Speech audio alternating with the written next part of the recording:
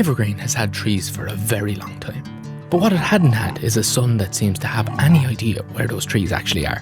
So this week I fixed that, and somehow adding shadows to a load of tiny pixel art trees has made a much bigger difference in the game than I expected. But before I got anywhere near that, I had one job left over from last week. Last week I completely rebuilt Evergreen's relic system. Relics are going to be a major part of progression through the game. You'll discover them out in the world, and each one of them can unlock new abilities, sometimes improve your stats, and eventually open up parts of the world that you couldn't reach before. The first one, for example, is a dolmen hidden in the sacred grove. Finding it unlocks your stamina system and gives you the ability to dash. The actual progression side of this was working last week, but behind the scenes the relic itself was still responsible for everything. The progression, the visuals, the sounds, the discovery effects. If I kept building them like that, each new relic was just going to make the whole thing increasingly more horrible to work with. So I finished separating all of that out. The relic now worries about being a relic, and a separate presentation system handles what it looks and sounds like, which isn't exactly the sort of earth-shattering feature you're going to see printed on the back of the box, but it means I can now build completely different relics without rewriting half of the game every single time. And with that finally cleaned up, I moved on to something much more visible: shadows. Evergreen already had a full day-night cycle. Morning becomes afternoon, afternoon becomes evening, and eventually the entire world falls into darkness. Groundbreaking stuff, I know, but there was one fairly obvious problem.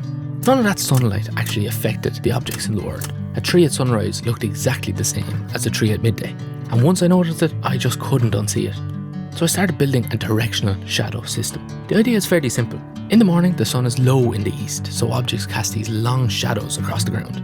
As the sun climbs, those shadows gradually pull back towards the object, and at midday, they're short and tight. And then as the evening approaches, they begin to stretch out in the opposite direction. Simple idea. Slightly less simple when every tree is a tiny collection of pixels and you're trying to fake the position of a star 96 million miles away. My first attempts were questionable, but eventually I got the movement working, and then I started shaping the shadows themselves. Trees now have a shadow from the trunk, as well as a canopy, so rather than just looking at a dark blob underneath the sprite, you actually get something resembling the silhouette of a tree stretching across the ground. It needs a bit of polish, but it's definitely getting there. And once I finally had one tree looking right, I had the very enjoyable realisation: Evergreen contains quite a lot of things. Resources, forageables, the whole lot. So I started turning shadows into a reusable system. Trees got it first, then resources, forageables, and the player. And suddenly the entire forest started responding to the time of day rather than just sitting underneath it. And I absolutely loved the result. It's subtle. You're probably not going to walk through Evergreen thinking, look at that shadow projection on that blackberry bush. At least, I hope not. But when you see the world moving through a full day now, everything feels considerably more grounded. Morning actually feels like morning. Midday feels harsher and flatter. And those long evening shadows finally make it feel like the day is disappearing around you.